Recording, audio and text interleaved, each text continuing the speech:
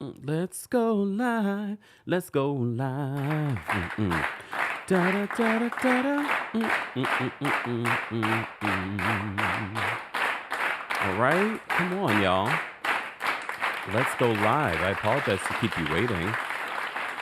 Is Mercury still in retrograde? Can someone let me know? Is Mercury still in retrograde? 'Cause technology.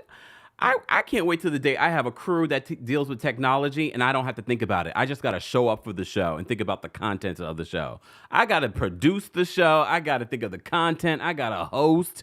I got to be the tech guy. I got to be the lighting guy. I got to be the set designer. Whoa, whoa, whoa, Kempire. Whoa, whoa, whoa. Welcome back. Well, welcome back. Yes. Welcome back to our Tuesday Takeover. It's been 3 weeks since we had our Tuesday Takeover. For those that are not familiar with Tuesday Takeover, this is where we cover a variety of pop culture news, reality TV, and reality TV news. Someone said the retrograde is over. Well, I'm still feeling it. Just as Mercury's direct. Not in my life right now. Whoa, whoa, whoa. Shout out to the DMV. I heard that we are already halfway sold for our February 16th show. All right.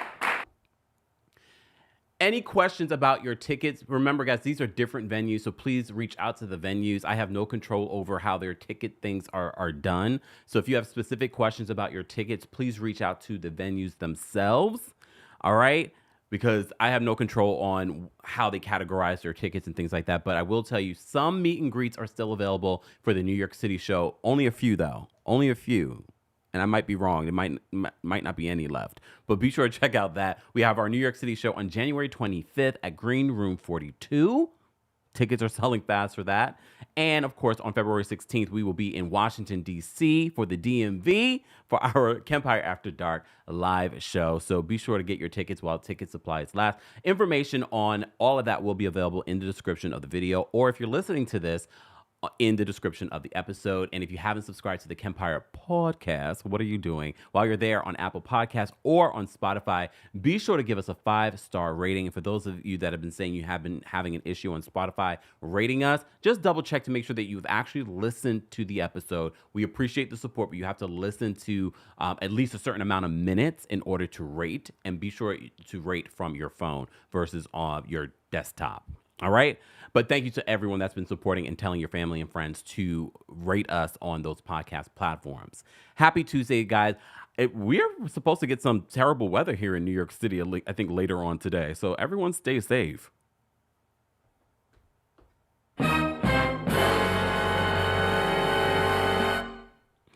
But speaking of Kempire After Dark, the tour. Yes, the tour. I know a lot of you are waiting to hear more information on other cities. Stay tuned. I'm hoping to have more information very soon in regards to other cities that we will be dropping by in 2024. If you have a city that you want us to show up in, just hit me up on Twitter at the Kempire and say, Kempire, we need you to come here, or in the comment section of this video or any of our videos to let us know we would like for the Kempire After Dark tour to come to our city. That's the only way that I know which cities there is a demand. All right, Philly, I hear you've been asking. Atlanta, I hear you've been asking. Nashville, I heard you've been asking. All right. So stay tuned. Tuesday Takeover, guys. Let's get into it. Baby, won't you listen to me? I got that flavor. I know you're dying to feed. I ain't no dancer. Just got some hip in my feet. Now throw your hands up. Bring the lighter, I got the fuse. You make a fire, I'll add the fuel. Follow my lead, just watch your shoes. Gotta turn the heat up to get this cool.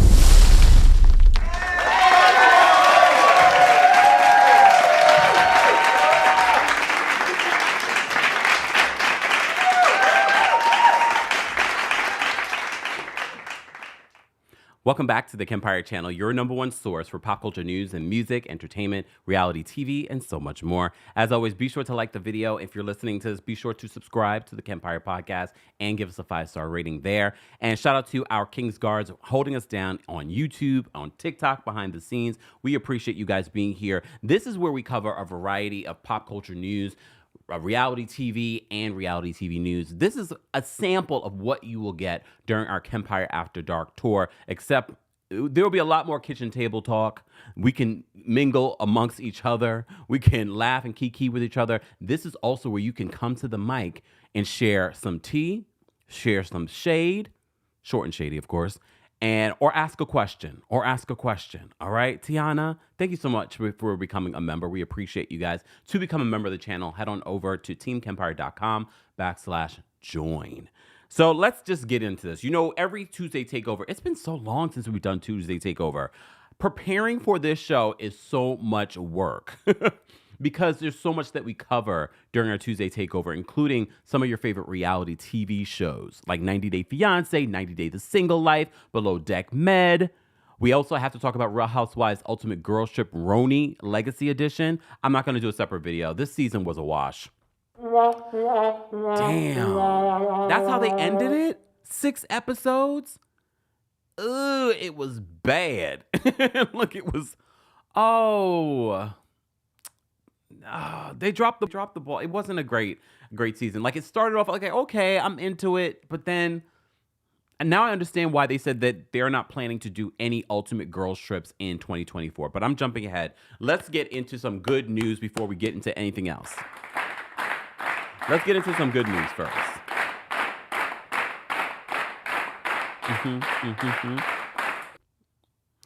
First of all, I'm back from Japan, so that's good news. Safe and sound. The new year hit, and an earthquake hit, tsunami warnings in Japan hit. Shout out to all of you that reached out, were concerned for my safety. I appreciate that. Because I was like, oh, what's happened? Let me tell I will do a separate podcast talking about my Japan trip, but I am back from Japan safe and sound. Tsunami didn't hit, thankfully, because then it probably would have been something.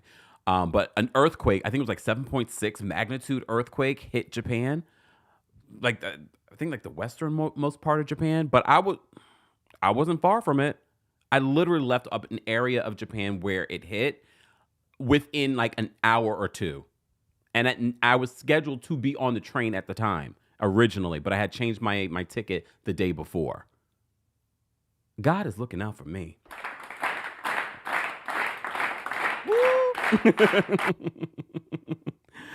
Oh, man.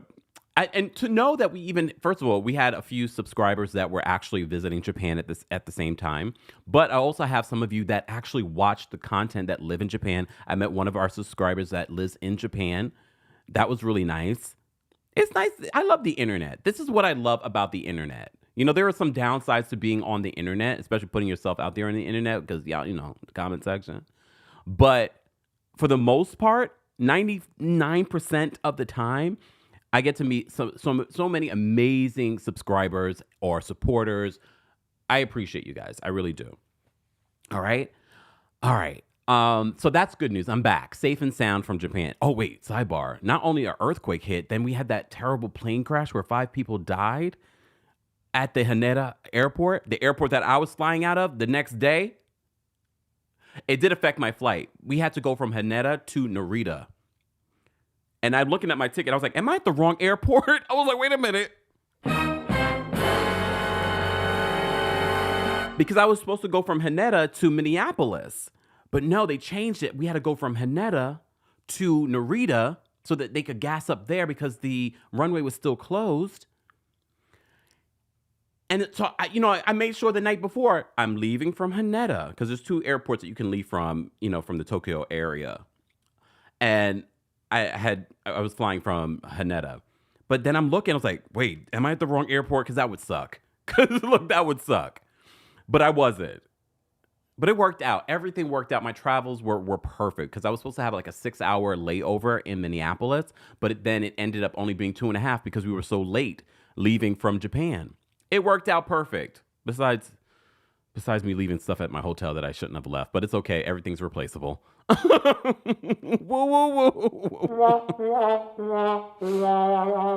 Well, I always say to myself, especially like leaving from here or leaving from anywhere, as long as I have my passport, my enough money to get me to where I need to get to, or at least one credit card, I am fine. Everything else is replaceable. Clothes, shoes, even money. Everything is replaceable. Okay? So I'm back. So that's part of our good news. The other good news, as you know, the Golden Globes happened this week. I didn't get a chance to even watch it, but apparently everyone else was watching. Our friends over at Hey Walker wrote this article over at lovebscott.com, writes this: viewership for the annual film and TV award show surged more than 50% from the previous edition, according to Nielsen ratings. The Golden Globes appears to be on the up and up. 9.4 million live and same-day viewers tuning in to watch the 81st annual ceremony, up 50% from 2023 show, according to Nielsen's data. This number is likely to go up slightly when final numbers are in. That's a win for CBS and the Globes after the award show attracted its lowest audience last year on NBC. The increased audience is likely due to, in part, to the fact that the ceremony was moved back to Sunday after airing on Tuesday in 2023. A Tuesday?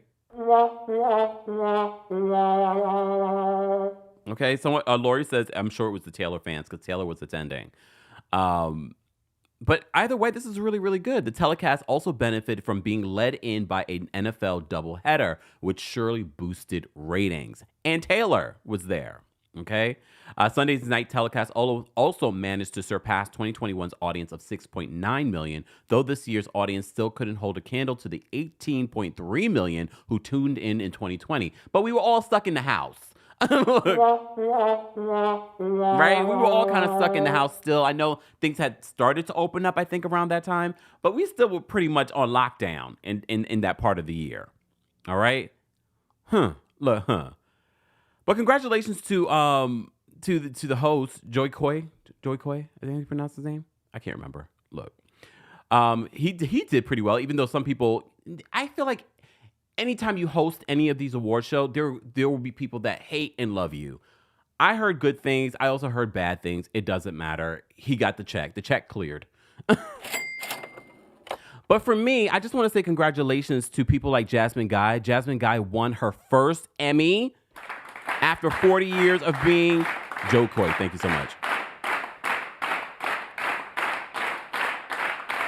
She won her first Emmy. Remember, she played Whitley, Relax, Relate, Release. For years. This is her first Emmy. Jasmine Guy. This is her first Emmy ever. Congratulations to her. She won. Let me see. I'll tell you exactly what she won. She won for Best Outstanding Actress in a Short Form Comedy or Drama Series. All right? Congratulations to her. She wasn't the only person to win that we should be celebrating. Storm Reed. You know Storm Reed. She's been in so many different things. She also won. Let me tell you what she won for. Hold on. Let me find the category. It was for her guest appearance, but I want to read the exact category if I can find it. Shout out to our friends over at thatgrapejuice.net. Wait, sidebar. Outstanding commentary hairstyling. Our friends over at the White Lotus won. I love that damn show. They just announced the cast for season 3. I cannot wait. Bring it back. Also, congratulations to House of Dragon. Outstanding fantasy sci-fi costumes. All right. Anyways, let me find our girl. Hold on. Storm Reed won for outstanding guest actress in a drama series. All right, Storm. Congratulations. She's so young, but she's so talented. Congratulations to her. She wasn't the only one. Let me just also say congratulations to our girl Keke Palmer. She's had such an interesting year. But she had her baby, her glow up was real, and now she's won an Emmy. Despite the whole situation with her ex, homegirl, she's the first African-American to win. Hold on, let me get her category. Hold on. Where's her category? It's to host a game show, but I'd like to read the official title that they give you. Where is it? Like, this is a long list here. We appreciate it, but damn, I can't find everything. Oh, Lord. Long list. It's all right. Oh, I can't find it. Anyway, she won. She's like the first African-American woman to win in this category of game host. Congratulations to Keke Palmer. Congratulations to everyone that won at the Emmys. Okay? Congratulations. And I'm sure there were plenty of other people that we could be talking about. Look. We have a lot to cover today during our Tuesday takeover. Sidebar, speaking of things of good news, I love my tech. I love my tech. So Vision Pro, the virtual reality that Apple was coming out with, they officially announced that pre-orders will be available for Vision Pro on January 19th, and then it will be available on February 2nd, 2024. I know that was intentional.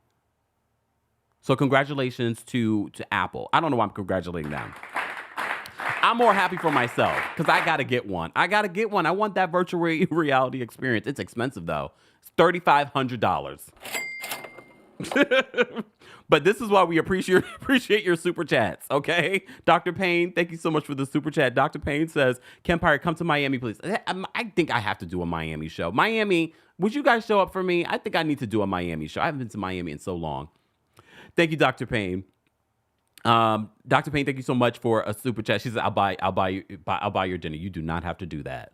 You do not have to do that, Dr. Payne. But I think we do need to do a Miami show. I'm surprised no one else from Miami has said it, though. Joe, thank you so much for the super chat. Thank you, Joe, for always supporting. Joe always supports anyway. He shades the hell out of me, but he shows support. That's why I can't do him and Data. They shade the hell out of me. But I got tough skin. Look, I got tough skin. Joe says, let me cast the next Ultimate Girls Trip, Angels Edition. Monica Garcia, Marlo Hampton, Lisa Rinna, Danielle Staub, Adriana Demora, Noella Bergener, Brandy Glanville. Well, Brandy's not going to do anything with Bravo ever again. Kelly Dodd, Mary Cosby, and Jennifer Aiden.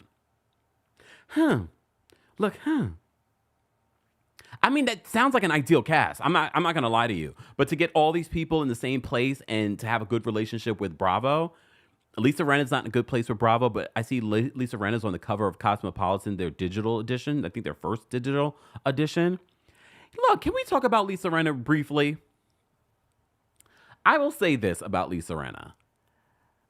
She said some damning things since leaving Real Housewives of Beverly Hills, but in the same breath, she's really been working. She's been hustling in regards to making sure that she stays relevant outside of Housewives. And she was relevant before Housewives, but you could see she's working overtime to prove a point. And honestly, I'm not mad at it. Instead of complaining and, saying, I mean, she has complained a little bit, in interviews. But I feel like in the same breath of her complaining about Bravo and in the show and things like that, she's also working. But she's always been a hustler. I just don't see her coming back to Bravo anytime soon. Millie, thank you so much for the super chat. Millie says, hey, Kempire, lots of love from Kenya. Hey, thank you, Millie. Please include us in your Africa tour. I mean, I want to go to Kenya, period. I don't know if I could do a show. I don't know if we have enough people in Kenya. But if you watch us from Kenya, please let us know in the comment section. Kenya, let me know. See, I don't know until I know. Okay?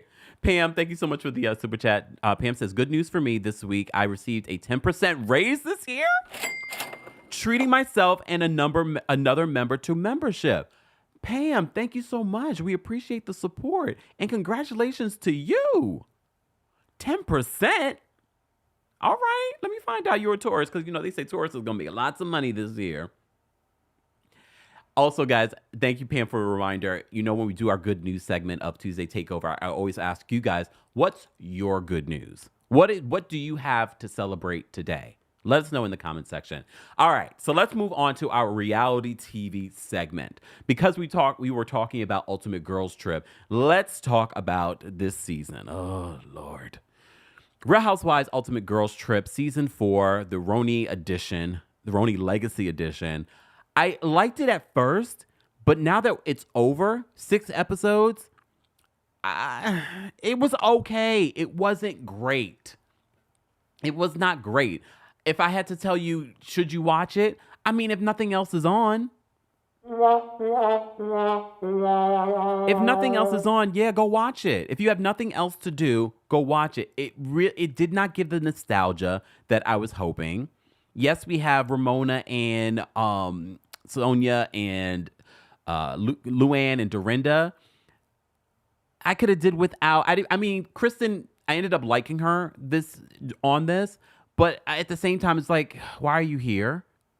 Look, why are you here? But I get it. You were a filler. And Kelly Ben Simone, also a filler. They didn't have the ideal cast that they wanted because, you know, the Jill Zarin of it all. Because originally the idea wasn't Ultimate Girls Trip. The original idea was a separate, complete show.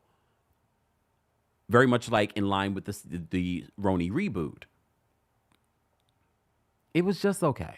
It was just okay. It wasn't terrible. I mean, there are shows that we watch that are terrible and we just stopped talking about, but it was just okay. It wasn't terrible. If I had to rate the season overall, I probably would give it a 6.5. I'd probably give it a 6.5. It wasn't terrible, but by the end, I was like, this is how we're ending? Okay. So the last episode of season 4 of Real Housewives Ultimate Girls Trip, this last episode, I will say this. I never saw any sort of, I don't know what to call it. You know the thing they did in the water where the couple was holding the ladies almost like they were back in the womb? I've never seen anything like that.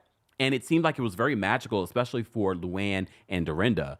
Sonia was so crotchety in this episode. I was like, damn, Sonia, lighten up. Lighten up. Calm down. She was just so like, about it. She felt more hateful and angry by the end of it. So I thought it was beautiful. That's something I probably would end up doing. I like that kind of stuff. You know what I mean? So, Leboang, I apologize if I'm mispronouncing. I probably am. Kempire, please host in Kenya and South Africa. We'll show up and show out. I know you guys will. I just need to make sure in Kenya. I know we got our South Africa massive. Kenya, are you out? Kenya, can you hear me? Back to Ultimate Girls Trip. So this last episode, they were doing that whole experience of being in the water and the couple sort of like moving them around in the water. So they're just sort of like floating and moving. Like I can see how that's a really great experience. And at least Luann and Dorinda really got something out of it and they felt like they were back in the womb. Kelly felt like it was sexual. Kelly, that's inappropriate. But look, I'm not going to tell you how to feel in your experience. Sonia was all crotchety. Ramona couldn't get in the water because she had the burn on her arm. She was like, I really would have loved to do something like that. Can you imagine Ramona in it, though? I feel like Ramona would have been awkward, too. God only knows what she would have experienced. Ramona, you are trash. Oh, damn. Ramona. Ramona's real self came out when she was talking with Martin, when she was looking for her bathing suits and things like that. And she was so crotchety and nasty with him. And then all of a sudden, when she got him down into the basement, she was all flirtatious with him. Was she drunk? Because I know they were drinking. But was she drunk? Look, was she drunk? Oh, that's what it was called. The Jazzu scene was good. I'd love to do that. Me too. I've never heard of it before. So I thought that was really cool when they did that. But Ramona was Ramonaing in this last episode, and it was just like, okay, we don't need to see Ramona anymore after this. We need a break from Ramona indefinitely.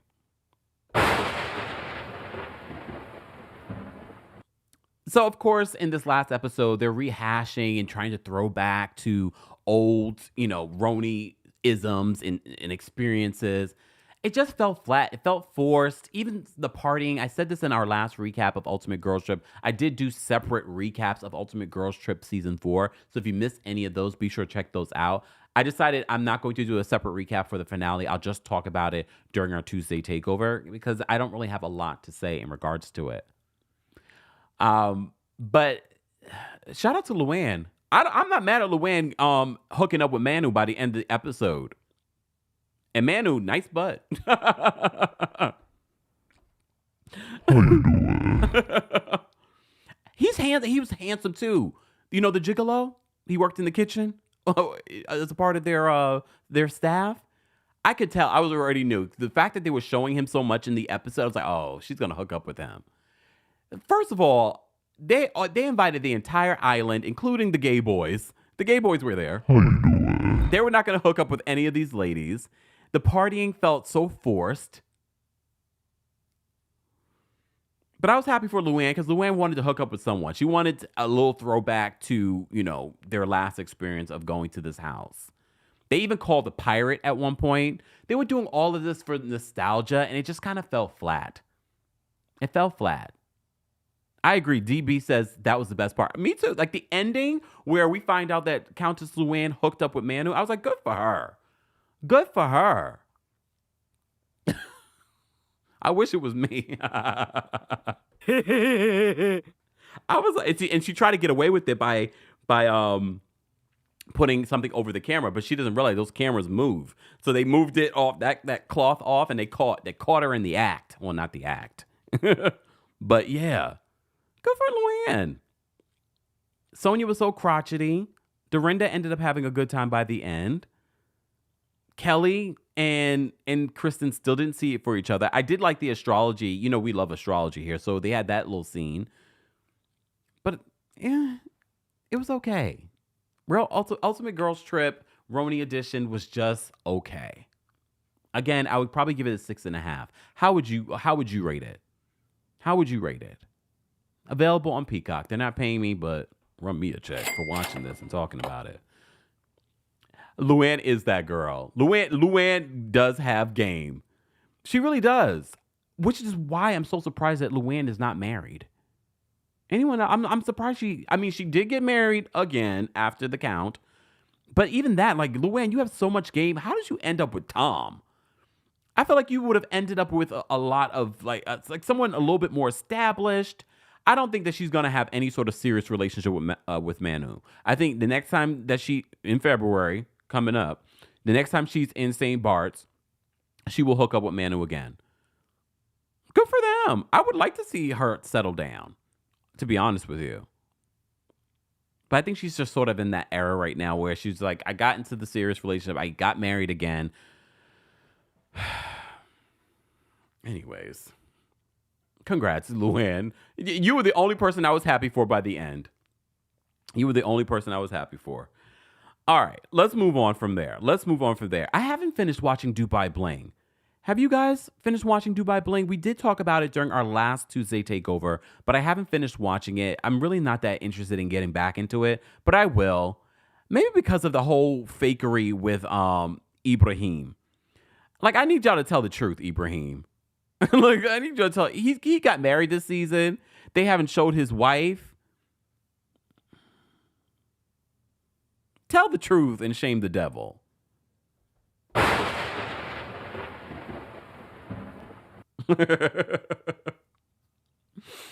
Okay, let's talk about Below Deck. You know I love me some Below Deck. Kyle, I needed Kyle to be better in this episode. Kyle is as Carlos King would say, the force multiplier on Below Deck this season. I love my girl Toomey, but Toomey for me is very sort of like, she's great with her confessionals, but she's not the troublemaker. That's what we have Kyle for. Kyle is the troublemaker. But Kyle is sick, and everyone on this cast this season of Below Deck Med has been sick. I'm like, what is going on in regards to this cast? I don't know. But I don't love the cast. Look, poor Laura's sick this week. Jessica is so in love with Luca, but Luca is a Scorpio. He's a Scorpio, but he likes Jessica. But Captain Sandy cannot read the room. Captain Sandy thinks that Luca is in love with his friend that he's been texting. But Jessica, I don't understand why you're getting in your feelings about Luca, a person that you're not going to be with after this charter. After this season ends, you guys live on two different sides of the world. But she says she normally dates ugly men. that's the insecure side of you, Jessica. Because why else would you date an ugly man? Or someone you consider ugly? Okay. So she's having issues with Luca because Captain Sandy came down and made it seem as if he is crushing on some other woman that's not on the boat. So she's like, what? After they've been vibing and hooking up. These last couple of episodes of Below Deck Med haven't been great. But, you know, I still ride for the show because it's still consistent. But I think now that Kyle is feeling better at the end of the gay charter, you know, they were looking forward to having fun with him, but he was sick most of the chart. Everybody has been sick on this chart. I'm like, what is happening this season? Everyone has been taken out by something. Some sort of bug is on this ship, on this yacht. Max, who I still haven't gotten a picture of. Sorry, Max. You know the French one? Let me tell you something. Captain Sandy, are you getting soft? Because when he lied about there not being food, and she calls him back, she's like, don't lie to me. He's like, you need to apologize. And he was like, no. No. I feel like that was so pre-produced, though, because I don't think that he would really say that to Captain Sandy. And Captain Sandy just take it. But if that was Captain Lee, he would have been thrown off that yacht. He would have been thrown off that yacht. He was like, no. And then she goes to him to talk to him after calling him to come back to the bridge, and he didn't go back. I was like, Captain Sandy, has she always been this soft? Because I feel like I've seen Captain Sandy before, and Captain Sandy has never really been this soft. But you know, I haven't watched Below Deck Med chapter and verse. Some of you are saying that Max is lazy. He is lazy. And he was like, no. If that was Captain Lee, he wouldn't have made it to the bridge. He would have been, he would have been thrown off that yacht. He would have been fired. Cassandra says, why is Captain Sandy getting in folks' business? Because Captain Sandy, at least in the last couple of seasons that I've seen her, she's more like a motherly figure. She's more like a motherly figure. Which I can appreciate at times. I can definitely appreciate that. Oh, see, Danny says that she's not soft. So because I've never heard her to be soft.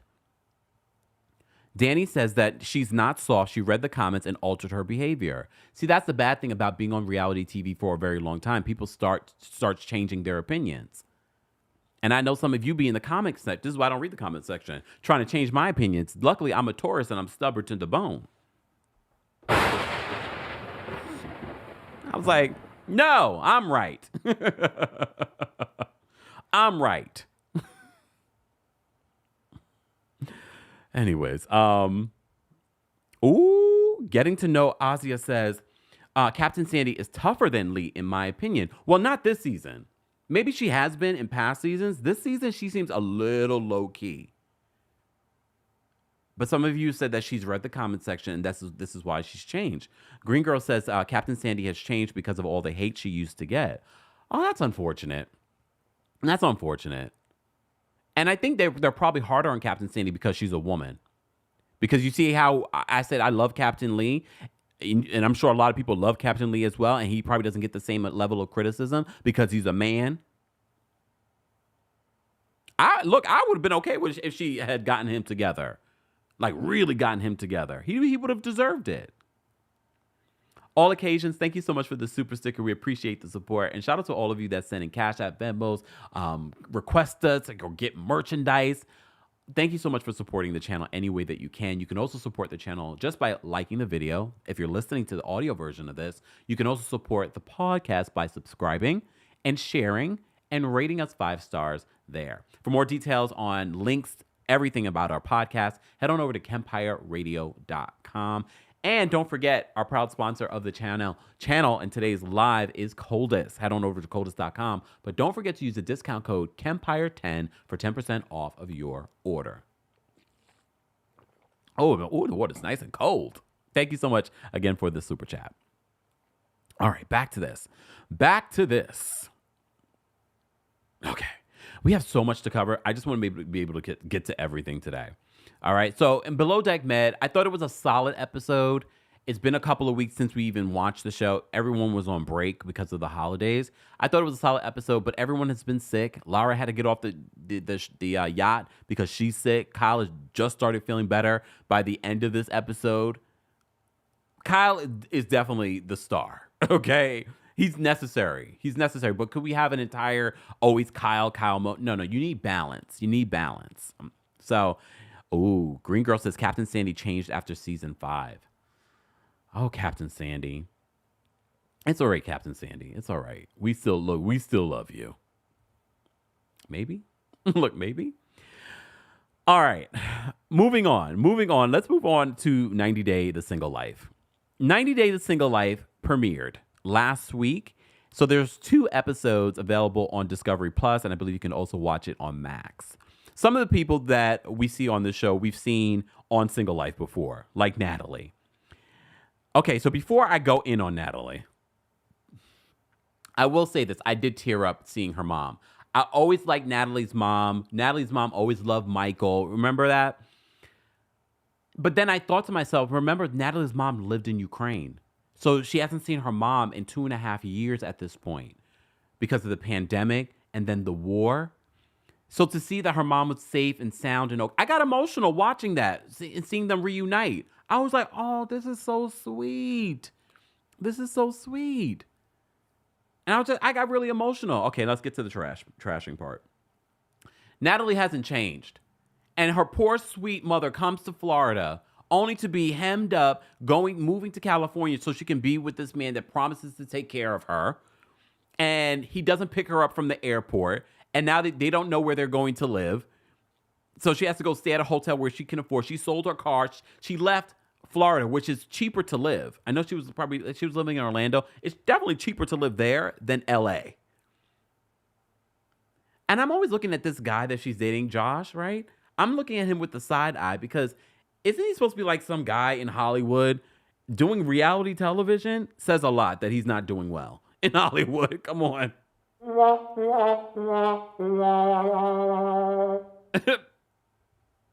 Really? Like, why? Like, it doesn't make sense to me. But Natalie shows her true colors on 90 Day The Single Life when she loses it on him because he's like, oh, I have to go away because of his work. I have to go away. And she's like, you're supposed to help me. You're supposed to, help me find a job and help me find a place. Like, she has a breakdown. And I was like, there goes the Natalie that we can't stand.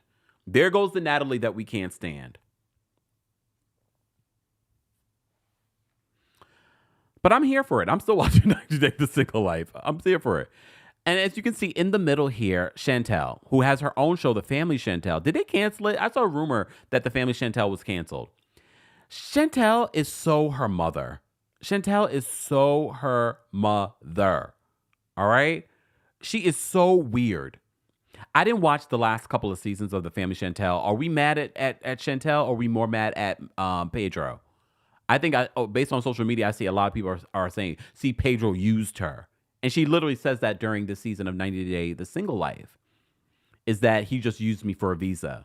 Did it come out that he really just used her for a visa? I mean, I wouldn't have been surprised. Ooh, New Jersey mom on TikTok says Chantel was totally used. Damn.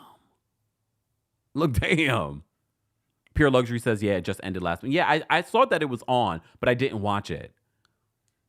Because I was sort of over it. A lot of these reality shows have become so pre-produced. We even get a scene, though, in episode 2 of 90 Day The Single Life with Chantel and her mom.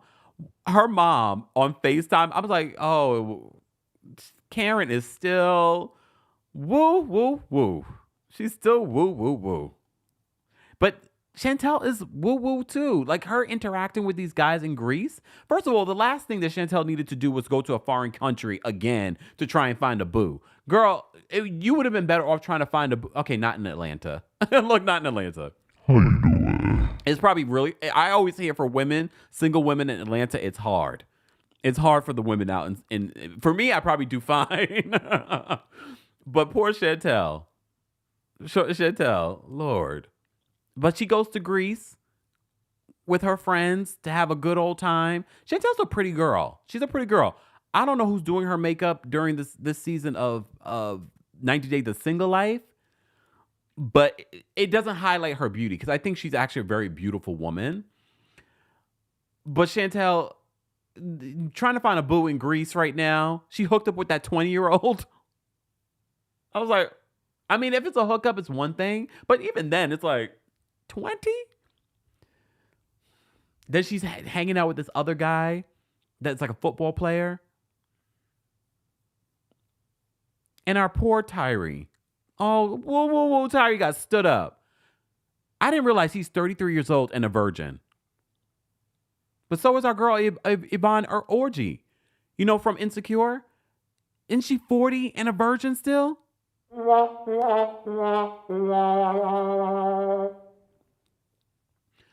I mean, damn. When the floodgates open.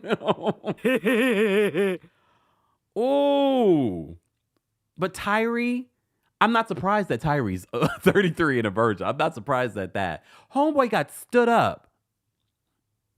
I felt bad for him. You know, because I actually, of everyone on the cast this season so far of 90 Day the Single Life, I like him the most. I really like him the most. Alex says, not Tyree again. Because you remember, if you watched previous seasons of 90 Day Fiancé, Tyree was talking for multiple years to a catfish that was actually a man that he thought was a woman. He actually met the woman. And at the end of his season, we all said, oh, he had such an epiphany about his self-esteem and meeting people. So him getting stood up, I was like, oh, damn. But it's early in the season. I'm hoping by the end of the season, we can report back on something good. Right? Right? I don't know about Chantel, though. Chantel, I wish you luck. Who else was on? We will get to see this guy from Boston. I forgot his name. Damn. I'll learn his name by the end of the season, I hope. Look, by the end of the season. But he really wasn't even on these first two episodes just yet. Next episode. Poor Tyree. Whoa, Tyree. Veronica on the far left. She's on this season. She was on previous 90 Day The Single Life. She's dating Kimberly. She's not dating Kimberly. Kimberly's son. She's dating Kimberly's son. But remember when we were talking about Kimberly's son and I told you I felt as if, not a clout chaser. I hate the term clout chaser at this one, but for lack of a better term, clout chaser. He's a clout chaser. He's quite younger than she is. He's like 27. She's like 36. Remember, she was with Tim. I didn't realize she dated Tim for 7 years. Tim is on this season as well. He's also dating. Tim is annoying, though. Their relationship is unhealthy, and that's probably part of the reason why they're both single. All right? So they're following Tim, but Tim, I guess, is not officially part of this cast, but he's a part of the show. But let me tell you something about Jamal. I don't have gaydar. I don't have gaydar. But initially when I saw Jamal, before we got to know who Jamal was, when we were first introduced with Jamal and his mom, Kimberly, I was like, oh, she's got a gay son. I didn't know. Look, come on. But then I thought to myself, a lot of people thought that Tim was gay too, because he's a little effeminate. And we know there are straight men that are a little effeminate.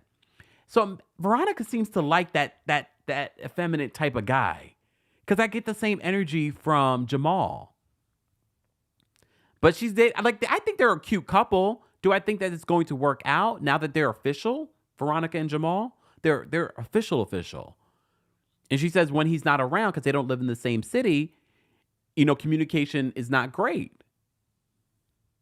Okay, Winter says I was thinking the same thing. Okay. Oh, look, Lulu said the same. Jasmine said me too. Okay, I thought I was the only one. And look, it's not a bad thing, Jamal, if you're watching this, or anyone else. There are straight heterosexual men that are a little effeminate. All right? However, when I first was introduced to him, that's what I thought. But then I thought to myself, Veronica really kind of likes that sort of energy. Because she had a 7-year relationship with Tim, and social media has thought Tim was gay for years. But anyways, Look, anyways, that's 90 Day The Single Life. I'm not going to delve too much. We're going to continue to watch and talk about it every single Tuesday takeover because that's what we do every single Tuesday at 12:30 p.m. Eastern, 9:30 a.m. PST. Good morning to those that are watching on the West Coast. All right. Good evening to those that are watching in the UK or Europe or Africa. Hey, Africa. All right. Are we going to get to see Kimberly? I would love to see Kimberly this season. Kimberly. How's she doing? I know she got a little bit of a makeover. Anyways, let's move on. 90 Day Fiancé. Oh, God. I don't have a lot to say about 90 Day Fiancé, but I will say this. Ashley, I don't get you. I don't get your frustrations with this man. I'm over you and your crying fits. You like it, we love it, okay? She's sending money, her own money over to the family.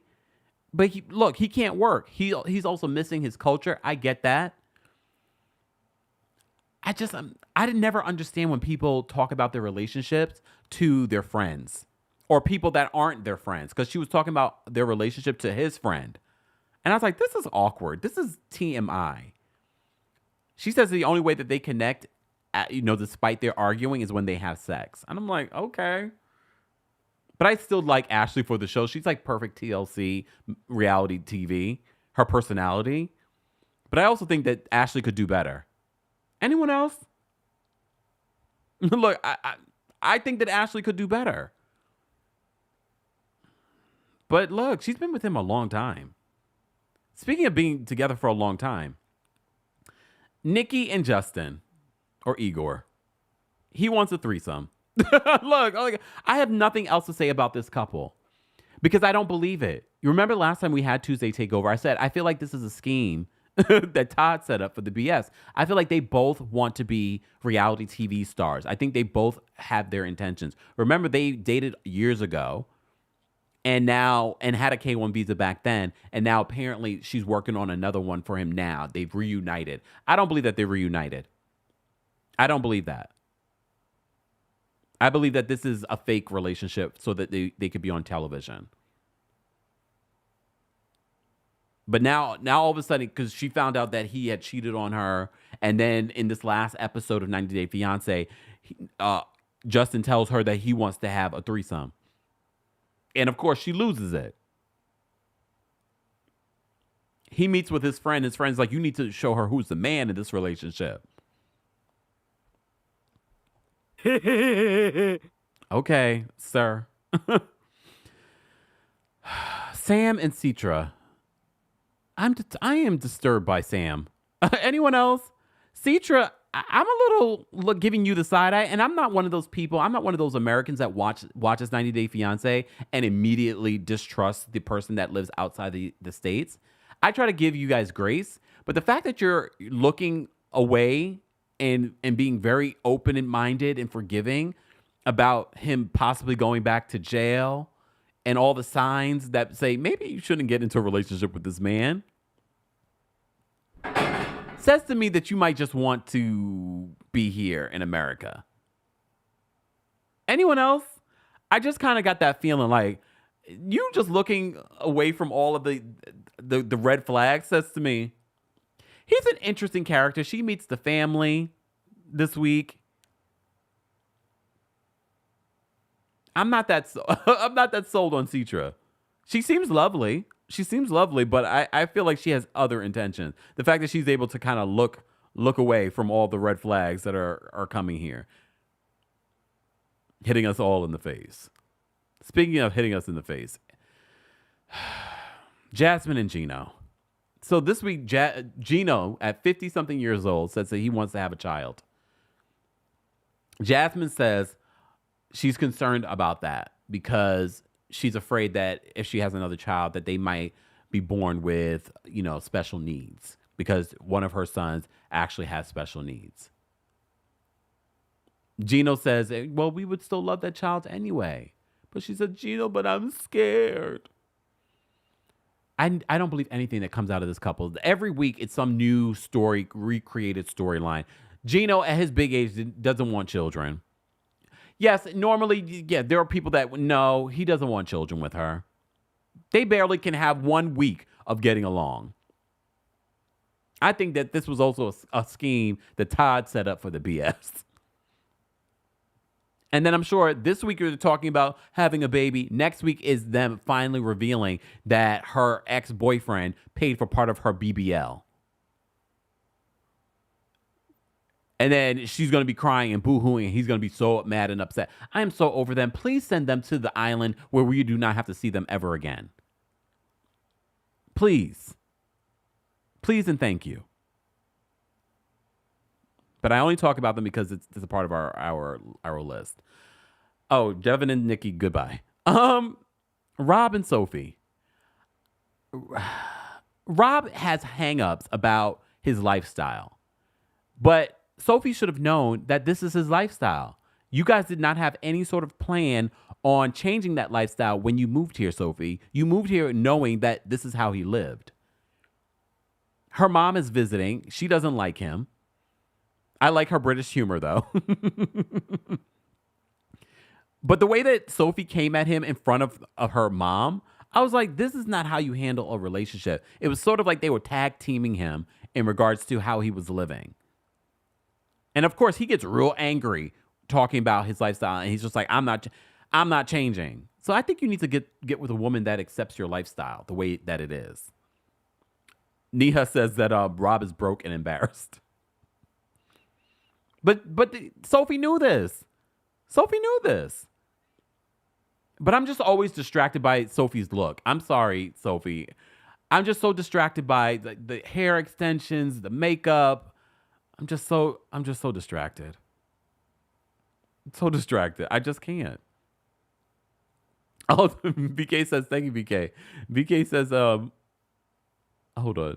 VK says, opening a GoFundMe for the ticket to that island for Jasmine and Gino. Yeah, so Sophie and Rob, they are still fighting, but I'm sure they're married by now. She's 23, he's 32. I don't get it. I don't see them lasting. I really don't. Clayton and Anali, she still does not want to share with her family about him. And he's like, what is that about? Last week, the previous episode, they were fighting about the fact that he brought up their sex life in front of his bestie. Honestly, I feel like she was really great for him in this season and in coming into his life, because he probably would have never met his best friend from online if she didn't say, you should go meet him. You should ask him to be a part of your wedding. And he was actually happy that he met his best friend. His best friend seems a little woo, but not as woo as Clayton. But I've said this before. I don't feel like Anali even likes Clayton anymore. I don't know if it's because she's come and she's been in his presence. She's see how he lives with all those animals, and his mom's in that walk-in closet. So maybe all of that has turned her off, but she's also not sharing the family with him. And as NYC MP says, and they still aren't having sex. Look. Nicole says she hates him, and I want to know why. I like the online BFF and his friend. Me too. Like, that for me is like my favorite part. That love affair, that relationship for me is more enjoyable to watch than this sort of weird awkwardness between Clayton and Anali. She seems like she just does not like him. He seems nice enough. I love the fact that we have Americans on 90 Day Fiancé that actually speak the language. No, she's here for the visa. Okay. Well, he's asking questions. He wants to know why she's hiding him from the family. Okay. Was there anyone on this cast that I wanted to talk about? I don't think so. I think I'm good. I think I'm good on this cast of 90 Day Fiancé. Goodness. I'm kind of ready for the tell-all. Are we closer to the tell-all? Because I'm kind of ready for it. Julie says, I'm over Jasmine and Gino. Tell the butt implant money story already. Right? It's sort of like, okay, we're ready for this season to wrap it up. Please wrap it up. All right? We're ready to say thank you for your services and goodbye. Shout out to all of you. I love the fact that we have over 1,200 people here and we already have reached 600 likes. That's rare. So thank you to everyone that came into the room and showed support by giving us a free like. It's easy and free. And for those that are content creators watching, because I know you do. You can like the video as well, because content like mine, that yours is probably similar, like, will start to show up on everyone else's pages. So give us a like, support. All right. All right. Nicole said maybe it's the mom in the closet thing. I mean, seeing how someone lives will change your opinion of them. It will. I don't know how I would feel if I was dating. I know it wouldn't work, especially because I have to live with you. If I didn't have to live with you and your mom's living in the closet, I'm still going to give you the side eye. But look, I can't live with you and you have all these animals. All right. And God only knows what else she's seen or experienced that they haven't shown on the show. We saw how Gino lives, and that's disgusting. He don't even wash his toilet bowl. And something still was in the toilet bowl when she came there. Ew. Ew. But I don't believe that this is a real relationship between Jasmine and Gino. I don't believe that they are really having sex. I don't believe any of it. All right. Enough of that, because there's so much juicy stuff that I want to talk about, that I want to get to. But since we're talking about reality TV, last night we did our Married to Medicine recap, and we talked about what transpired during the last episode. Well, we did also briefly talk about Dr. Simone shading Carlos King. Well, Carlos, because some of you said, oh, he wasn't bothered by it. Well, I saw the clip. Carlos was bothered by it. All right, so let's get into what was said. Sidebar. Did I send this over? Hold on. Let me see if I sent over what I wanted to say in regards to the beef between Heavenly and Sweet Tea, because they are having an online battle. Hold on. I need to send it to myself because I want to talk about that as well. We have so much to talk about. Let me send this to myself. Hold on, y'all. Because we showed you yesterday during our Married to Medicine recap that there was this IG fight between Sweet Tea and Heavenly. And Sweet Tea was talking about Heavenly's mom being in hell.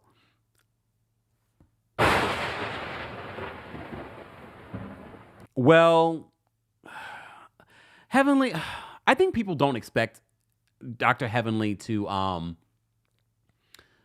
be nice or to be appropriate, rightfully so, because she rarely is. Well, she had a response. So let me just change something up. 1 second, y'all. Because I forgot to add this to my repertoire that I wanted to show. So let me just add this. Hold on. Okay. This is a live show, so I am doing all the things. So let me bring this back.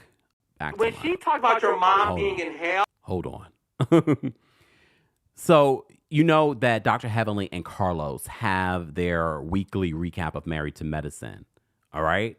So in response to the IG Live battle between Sweet Tea and Heavenly weighed in more on her recap. All right. So let me play that for you guys. Hold on 1 second. Let me just move myself. Okay. Let me play this for you. Hold on. Okay. When she talked about your mom being in hell, listen, calling me a blogger is silly in comparison to, I mean, look, me and you are shady. My mama got a better chance of having a baby than she do. And hell. In hell. That's all I got to say. This is not what you want. And I get she really trying to employ them pushing her up. They pushing her up to come at me, and she just stupid enough to do it. But understand this, Carlos. I'm cool with Quad. I was cool with Quad. I don't know where we at now. But I got all your tea. Sweet Tea. You might want to leave me alone. What is the tea with Sweet Tea? I'm gonna save it for the reunion because I wanted to say 2 words to me, and I'm gonna bust it all out. Leave me alone. I know everything. Okay. What do you know about Sweet Tea that you just want to get out? At the BravoCon, Dr. G could not be in the same room with him and Quad. He left Sweet Tea by herself when we were on the stage. All our husbands were there to support us. Dr. G left because he could not be in the same room with Quad. Let's not talk about what. Why can't he be in the same room with Quad? You answer that for me. No, but you were there. What did you see? I saw that the man did not want to be there with him and Quad. He could not see Sweet Tea and Quad in the same room with his feelings for Quad. That's what I saw. When you bring my mama in it, I'm taking off my gloves, girl. Don't do that. I'm going to give her, should I give her some grace, Carlos? Well, listen, I believe everybody should be I think given she's grace, stupid. but I'm going to take the R word back, but I think she's stupid. okay, that's okay. Is that But the better? thing is this.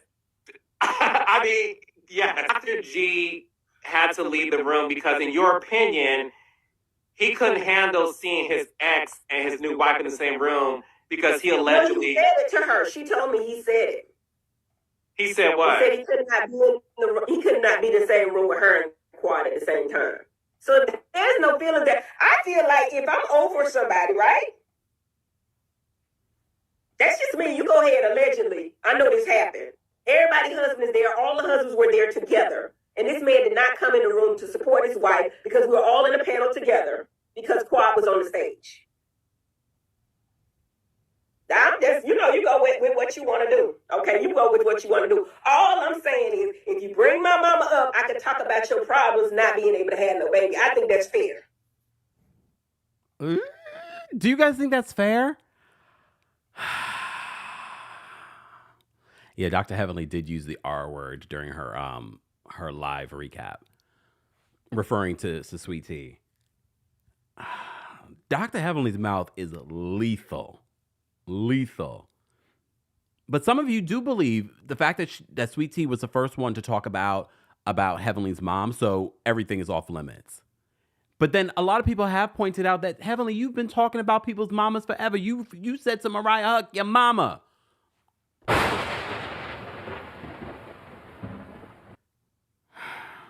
All right. So that was Dr. Heavenly's response to the Sweet Tea IG situation. But let's talk about this moment, because immediately when Dr. Simone said it, I caught that shade. I caught that shade immediately when she said this on Watch What Happens Live. So let me play that for you. So immediately when she said it, I was like, blogger interviews. I was like, wait, she's talking about Carlos? I was like, she's shading Carlos as a blog. Like, being a blogger is a bad thing. Look, people get offended when you call them a YouTuber, a blogger. I mean, as long as you're calling me and the check clears. Look, I don't care what you call me. It only matters what I call myself. You know, people will call you thirsty. People will call you a hater. I don't care what you call me as long as the check clears and I know who I am myself. Okay? All right? It doesn't matter. As long as my lights are on, I'm able to pay my bills. I'm able to travel. I'm still able to moisturize. I'm still able to have fun. I don't care what you call me. But some people do get triggered by being called a blogger, being called a YouTuber or a TikToker. I mean, I understand a singer being called a rapper. I understand you being annoyed by that. Because there's sort of like an undertone, mainstream media referring to a singer as a rapper. Like, there's undertones of just ignorance. But that's a whole other thing. All right? All right. So Carlos did have a response. So let's play Carlos's response. Dr. Simone, you can say whatever you want to get some attention, baby, because you're not getting any attention on that show. Okay? So you call me what you want. Your show, you're not getting no attention on the show. You're an OG. Okay? No one talks about Dr. Simone and Married to Medicine. No one.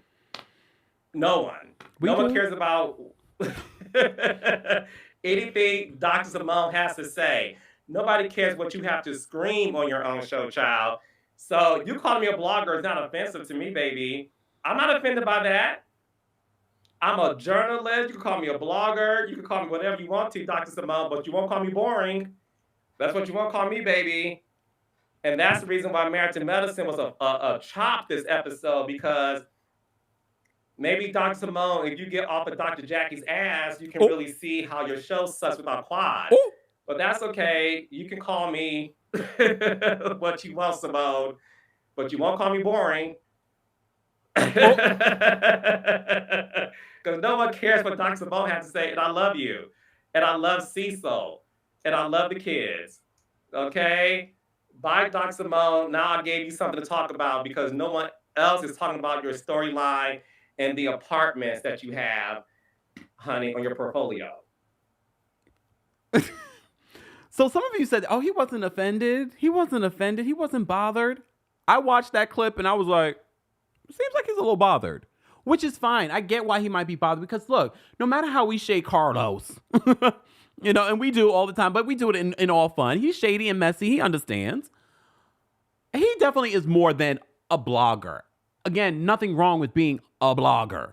Some of these bloggers are making more than your favorite celebrities. Just saying. Some of your favorite bloggers are millionaires, and some of your favorite celebrities pretend to be millionaires. Just say, I'm not a millionaire. I'm just saying, look. One day. But you know what I'm saying? So call you want to call you. So he had to remind during Dr. Heavenly's recap that they did together that he's done so many other things. We know, Carlos. We never take that away from you. You've had multiple years with Bravo. You have your own production company. You have a new reality show coming out with some of those other ladies. Neil's ex-wife, Usher's ex-wife, and someone else. He's look. So I understand why he might be upset. I understand why Carlos might be upset at the fact that someone's just sort of like making it seem like he's just a blogger when he's done other things. But Carlos, just saying, you really have done other things, but it seems as if the only thing that you really focus your energy on lately is being a blogger. And there's nothing wrong with that. And he said that there's nothing wrong with that. But I could tell that you were a little pressed. But I did like the clap out because, there were no lies told about Dr. Simone. And she's not really that important to Married to Medicine, at least now. Yes, over the years, I'm not going to take away from Dr. Simone. I just didn't expect it, and I'm sure he also didn't expect her to sort of like refer to him as the blogger. I didn't get to watch that interview. Is that interview with Quad even worth it? I didn't want to watch it because I knew it was going to be Quad in her monologues and her, regurgitation and reinvention and reimagination of her truth. Anyways, Deborah says that Simone is a doctor. If this show went away, she'll be very good. I'm just saying. Yeah, let's hope. It's still a very easy check. People like their money. Philly John said, put some respect on his name. Again, let's put some respect on the name of a blogger. Because it seems as if people don't have respect for bloggers. And like I said before, not just because of how much money they're making, but also they're able to work for themselves. Some people are mad about that. Oh, Happy Joy says it's one big monologue, then I'll pass. So call me what you want as long as the check clears. Blogger, YouTuber, TikToker. And as long as you're calling. Look, as long as you're calling. Anyways. So I wanted to, Philly John says, save your time. I will. Thank you. I don't feel like I'm missing anything. And I didn't really see anyone talk about part 2 of that interview. Anyways. All right. Let's move on.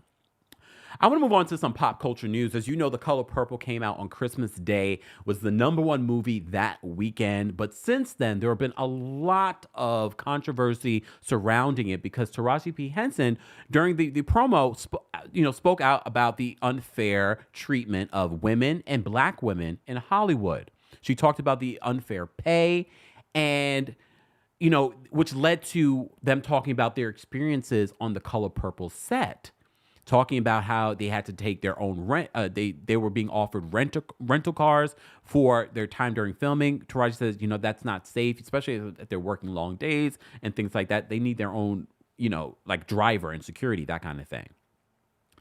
So she talked about that. Daniel Brooks talked about, other issues in regards to trailers and things like that during the filming of The Color Purple. As you know, during the promo for The Color Purple, Oprah Winfrey was everywhere helping promote this. As you know, Oprah was a part of the original cast of The Color Purple, one of my all-time favorite movies of all time. All right? So Oprah, as you know, was everywhere, like I said, in regards to promoting this movie. She's also a producer of this. All right? So there have been a lot of rumors in regards to Taraji and Oprah having issues during the filming. There was even a video going around, because we love a body language video. And we're body language experts. We pretend to be. So there was a video out there trying to make it seem, look at Taraji and Oprah's body language. Look, you can paint any sort of perception and narrative nowadays based off of a picture, video, and it might not even be the truth. All right?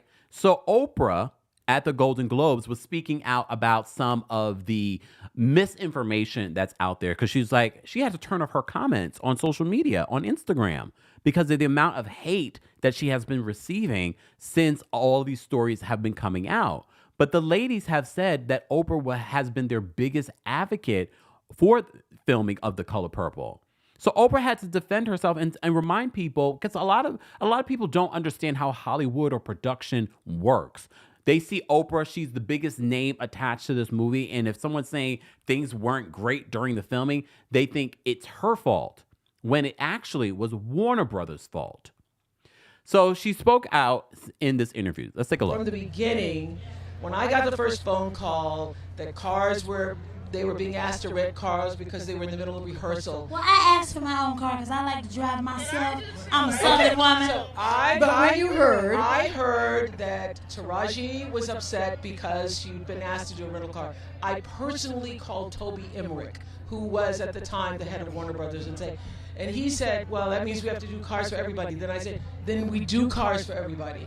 And if it's necessary, I will pay for the cars myself. He goes, well, we don't want you to do that. Why not? So, that was one thing, trailers were another thing, food was another thing. And everything got handled. I don't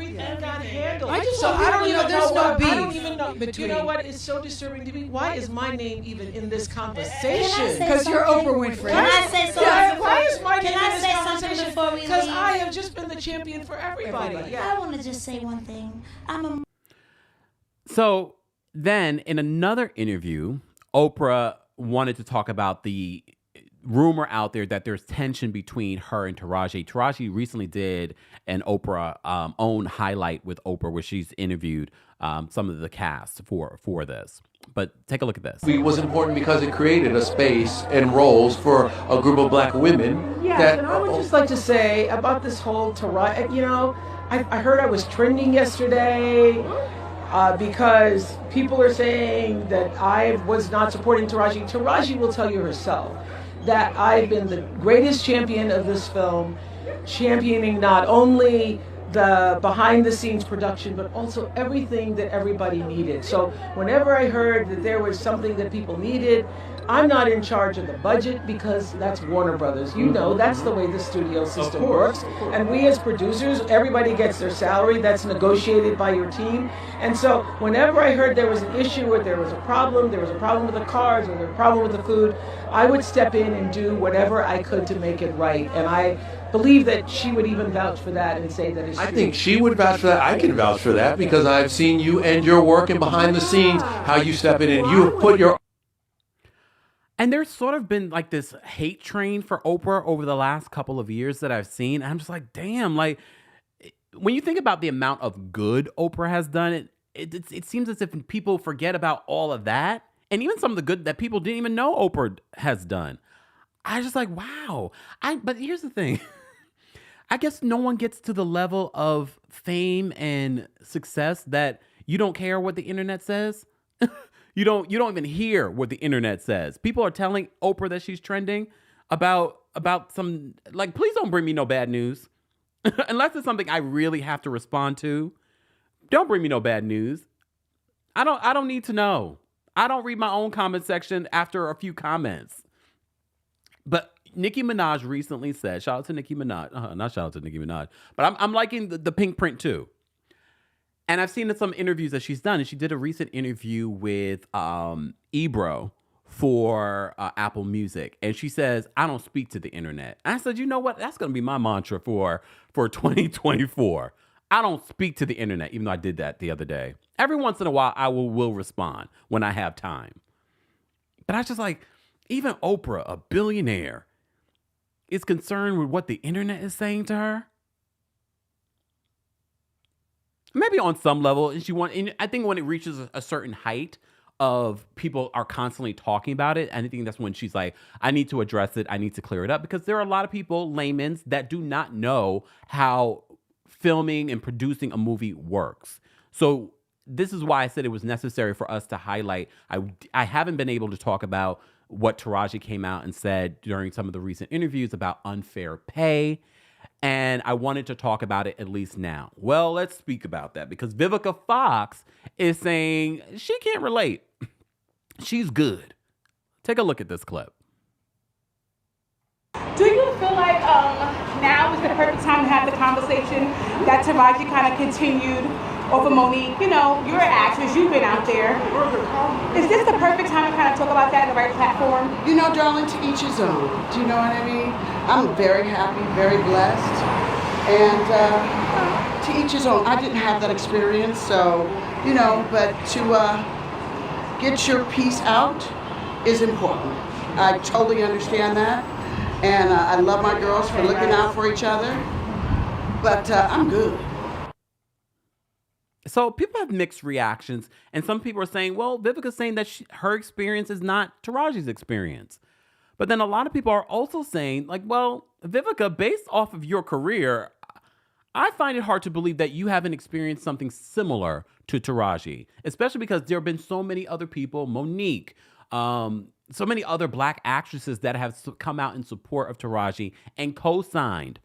So I find it hard to believe that Vivica, in comparison to some of these other Black actresses that have shown support for Taraji, that you haven't had a similar experience. And I know Vivica has produced and things like that, but I find it hard to believe that that hasn't been her experience. But if she says she's good, I'm going to roll with it. She says that she's good. But then there are some of you that say, really, Vivica? I find that hard to believe. I find it hard to believe that you are, not that you're not good, but at the same time, I feel like, I find it hard to believe that you haven't had the same experience, especially when it comes to fair pay as a Black actress in Hollywood. But I honestly was surprised by that, because as you know, Taraji and Vivica have worked together on Empire and probably some other projects, and they've known each other for years in Hollywood. But okay. Exactly, Dan. Danny says, it could be that Vivica's satisfaction level is lower. Maybe. But here's the thing. As I think about this, her satisfaction level may be lower, but there are power in showing support. And she did, in a way, show support in what she said here for her fellow actresses. But at the same time, you know, if there's unfair pay, like, you know that you probably have fought to be, you know, to be in certain movies and to get fair pay in certain movies. I don't know. But okay, Vivica. Look, okay. But maybe Vivica has a big movie coming, and she doesn't want to burn that bridge. That I immediately thought that. I said, well, maybe she has something coming, because Vivica has been a part of some major projects over the years. It hasn't been the same in maybe the last few years, but she was on Kill Bill. She was in Independence Day. She was in she's done some big stuff. Like, she was on that trajectory. Like, she should be up there with certain actresses. I feel like in recent years she really hasn't gotten that same level of success. But I was like, that's an interesting response. Okay. You know what, Mary Kay's babies, I've seen this comment similar in regards to Vivica. She says, don't pull it with Vivica Fox, because those Car Shield commercials are coming in, and those Lifetime movie checks as well. Don't pull it. Some people are saying, well, those commercials say more than, it says more about and confirms what Taraji is saying. But look, good for Vivica. I'm glad that she's good. I wonder how Taraji feels about what she said, though. Or some of the other actresses that have shown support for Taraji and confirmed, like, yeah, we're making peanuts in comparison to our, female counterparts or our male counterparts. Okay. Look, okay. All right. Sidebar. I did see that they confirmed that Sinead O'Connor, her cause of death was due to natural causes. There was a lot of speculation, maybe there was, drugs involved or something to that level. No, according to the coroner's office over there, they said that, no, it was due to natural causes. As you know, she lost her son, a couple years ago, and she just has never been the same. So a broken heart, I would consider natural causes as well. So rest in peace to Sinead O'Connor. Also, rest in peace to Oprah Winfrey's makeup artist for 20-something years, Reggie Wells. Remember Reggie Wells? Well, they confirmed on his social media that he passed away. He was only, 76 years old. He did Oprah's makeup for many years as a part of the Oprah Winfrey show. May he rest in peace. He had a very successful career even after the Oprah Winfrey show. Rest in peace to Reggie Wells. All right. Did you guys see, we had a lot to catch up on. Did you guys see this story where the judge was attacked by the guy that she was about to sentence? All right, let me pull up the picture. Judge Mary Kay, Hothlus? Well, she recently sentenced that man. His name is Deborah. Is his name Deborah or Deobra? I can't pronounce his name. Deobra or Deborah Redden. I'm not going to play the footage for you because I am truly disturbed by that footage. I am truly disturbed by the footage. But there were so many hot topics that happened during the holidays while I was away in Japan that I wanted to Tuesday Takeover for us to talk about it. And so if you enjoy shows like our Tuesday Takeover, this is what Kempire After Dark will be very similar to as, but live, in person, and uncensored. More information on our New York City and Washington, D.C. dates are available in the description of this video. Or if you're listening to this, in the description of the episode. All right. Don't forget the Kempire podcast is available on Apple Podcasts and on Spotify. While you're there, don't forget to give us a 5-star rating. All right, so he was recently sentenced, Deborah Redden. They said the man who brazenly attacked a Las Vegas judge was back in court to finally be given his sentencing, and it was handed down by the exact same judge who he took down last week. Okay, can we just have a little kiki because the judge is okay? Can we just have a little? Can we just giggle for a minute, please? Please. See, this is why we got to do Kempire After Dark in person. Cameras down. Can we just laugh for a second? Because we know Judge Mary Kay is okay. All right, she's all right.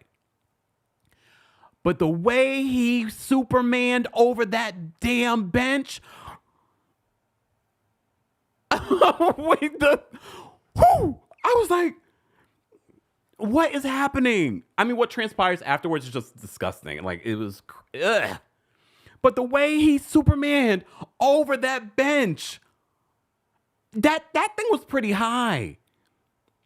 And I saw what the people said on social media. They said whatever they said he did based off his behavior in that courtroom. He's like, woo! I was like, just add some special effect sounds to that. Whoosh! Whoosh! Look. Receipts, proof, timeline, screenshots, everything. Whoosh! I was like, wow. If he wasn't going to jail, I'd say get him to replace Jonathan Majors in the next Marvel movie. All right. Sorry. So I just had to have a moment, okay? Back to this. So Judge Mary Kay. So Deborah faced Judge Mary Kay Hothlus in Clark County District Court Monday, donning a face mask and cover over his hands, as well as guards on either side of him. probably for good reason, consider what happened the last time around. I'm sure you saw the video footage of that. Like, they needed to do that because he was fighting everybody, and it took a lot to get him under control after that. So TMZ, they said, safe to say they're making sure there's no repeat attack. As TMZ reported, Redden shockingly dove over the raised bench to attack Judge Hothlus last week while she was gearing up to sentence him for his attempted battery conviction. Some people on social media, the internet, said that she deserved it because of her being snarky to him during the sentencing. Okay. This is why I don't talk to the internet.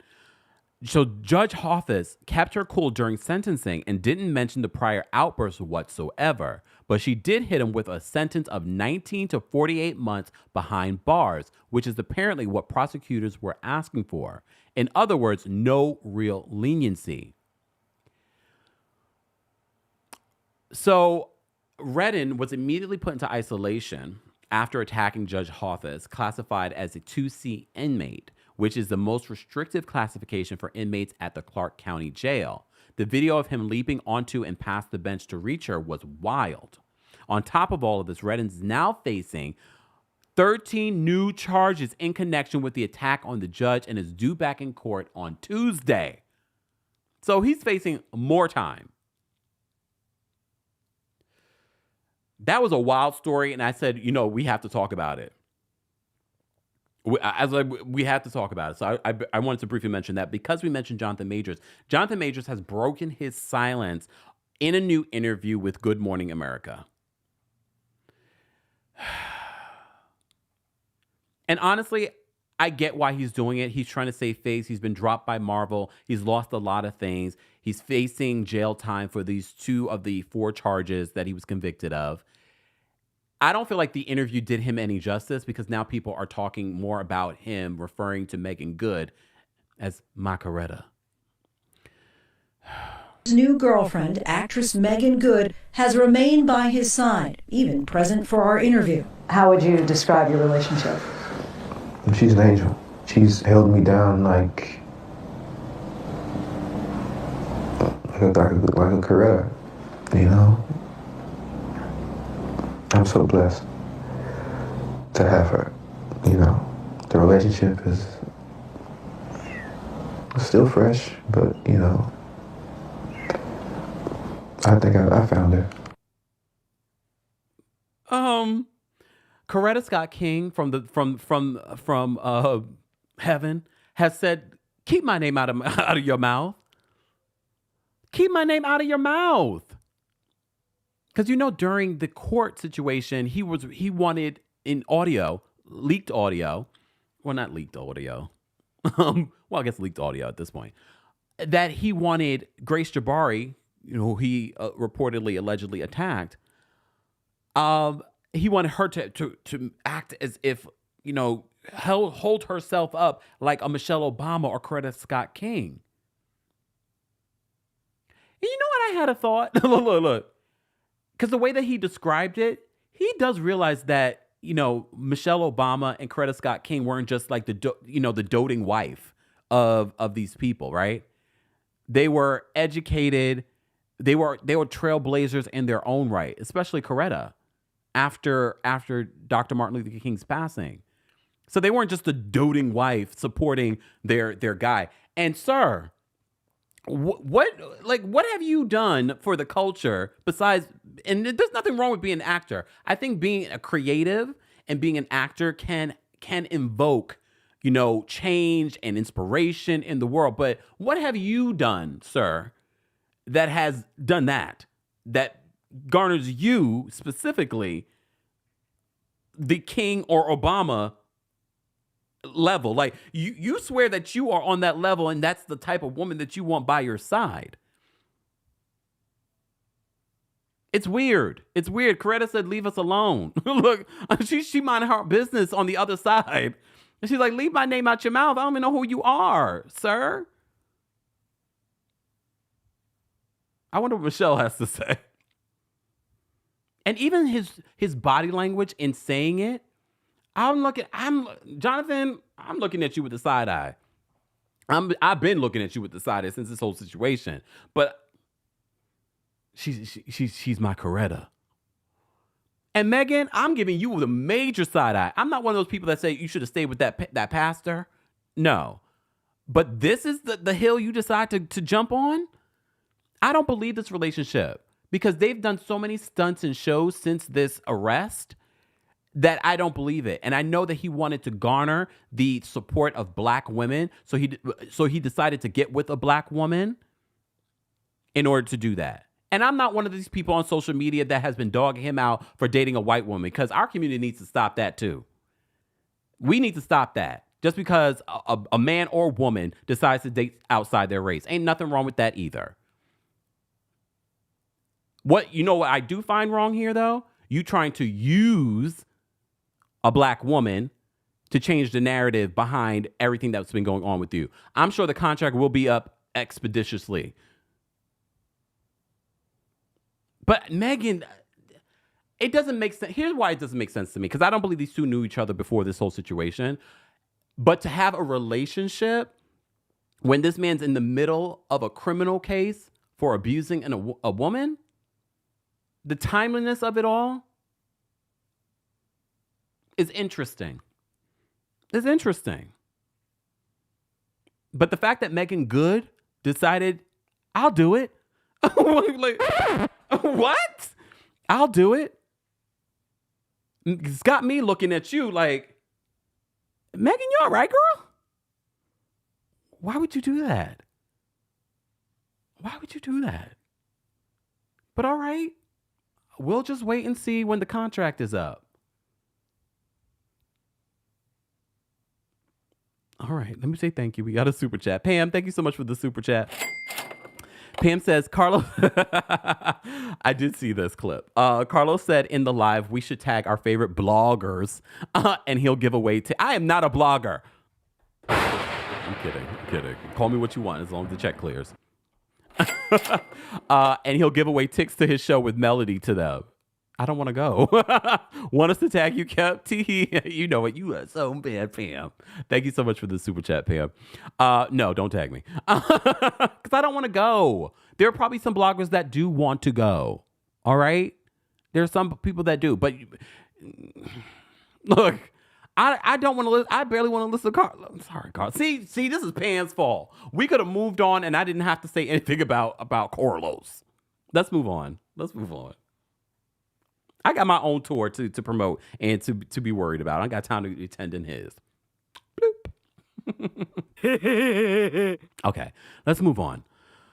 Where do I want to go from here? We have so much to talk about. Let's talk about, okay, we'll get to Katt Williams in a second because I know some of you are here for me to talk about Katt Williams. I did do a separate podcast episode talking about Katt Williams. The video version of that podcast episode just was uploaded yesterday on the Kempire Radio YouTube channel. So be sure to check out my initial thoughts of that situation there. All right. But let's talk about Christian Keys. So, Christian Keys has been all over the news since he took to his Instagram and said that there was a black billionaire that has been trying to sexually harass him, SA him for years. He said that he has all the audio in regards to this person. He says that if you heard this person's voice, you would be immediately hurt. You would immediately know who it is. There was also rumors that he had cleared Tyler Perry, only for him to be in the comment section of the blogs saying, I didn't clear anyone. All right. He says that he hasn't cleared anyone in this situation. I mean, I'm still waiting for the ball to drop. We haven't heard any update in regards to this except Christian on social media, responding to your comments. But a lot of people have said when we first reported this Christian Keys story, they said, well, he's still working with Tyler. It can't be Tyler Perry. It can't be Tyler. He's still working with him. Because he has that show with Tyler Perry, All the King's Men, with Eva Marcel. Well, I learned during my research in regards to the Christian Keys situation was that All the King's Men was something that Christian Keys has been working on for years. All right. And in a recent interview, he had to correct a journalist to let them know that All the King's Men is not Tyler Perry's. It's my work. How was it working on Tyler Perry's shows on BET, Saints and Sinners, and his new show that he has with Eve? How was those shows? Actually, and just to respectfully correct you, that's my show. I created that.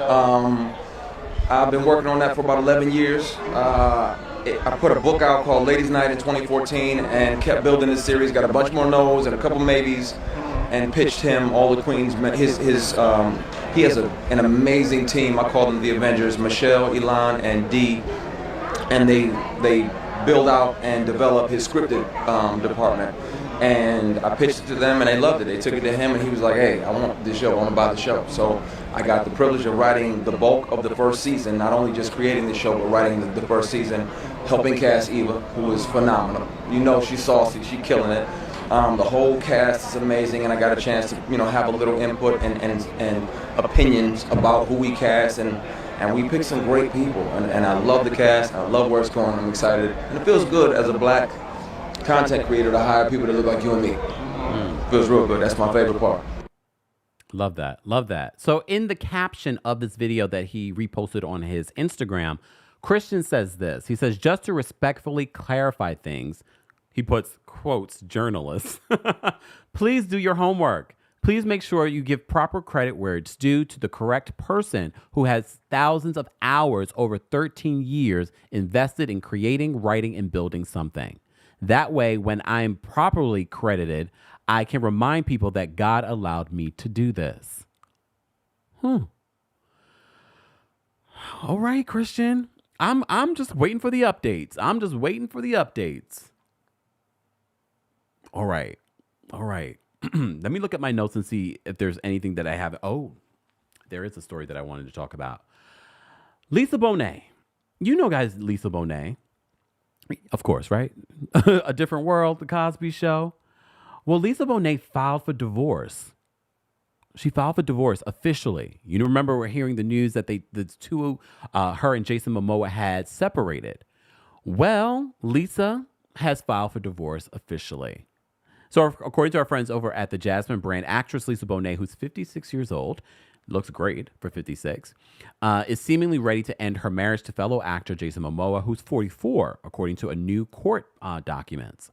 So the Cosby Show star recently filed court documents asking a judge for a dissolution of marriage. The new filing comes almost 2 years. It's been 2 years? After the pair announced their separation in January of 2022. So while the former couple initially announced their separation via joint statement on Instagram, Lisa Bonet noted in her filing their true date of separation is October 7th of 2020. Lisa and Jason share 2 children together, and the actress is requesting joint physical and legal custody of their minors. Neither party will be granted spousal support. Okay. It's reported that the pair may have a prenuptial agreement in place as their separate property and assets are agreed between the parties. Lisa was previously married, as you know, to Lenny Kravitz, who's 59. Can you see them getting back together? No, let that go, because I know some of you are already starting that mess. The two share a daughter, actress Zoe Kravitz, who's 35 years old. Damn. So while Jason and Lisa were married back in 2017, they'd been dating for a long time prior. They met and started their relationship back in 2005. Now it appears the former lovebirds are committed to co-parenting their children. And I'm sure that this will not be one of those messy divorces. Look, good for them. Good for them. Look, this is why divorce is there. Why stay in a toxic situation? Well, I'm not saying it's toxic, but it will become toxic if you stay in a situation that's not working for either of you guys anymore. Roro says Jason's officially back in these streets in 2024. You know what? He look a little too messy for me. I don't like men that look messy like that. But some of you do. Some of you like the messy. All right. Let me say thank you, Jason. Joe, thank you so much for another super chat. Joe says, "What did Carlos do to you, Kempire? Date gone wrong?" Really? No. Look, no. And he did nothing to me. It's nothing personal. I don't know that man. I interviewed him once years ago. All right? And I have no animosity towards Corlos. Okay? Let me take a sip. I've been talking for a very long time for our Tuesday Takeover. If you're new to our Tuesday Takeover, shout out to everyone watching on TikTok, Twitch, Twitter, Facebook, and on YouTube. All right. What else did I want to talk about? Oh,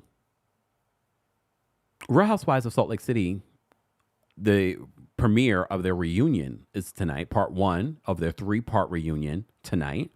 I probably will go live on TikTok tonight to watch it together. That's how good it is. So if you don't follow me on TikTok, you should. We will go live tonight, probably around 8:30 p.m. Eastern, as Carlos would say. So stay tuned for that. We will recap it tomorrow live with callers.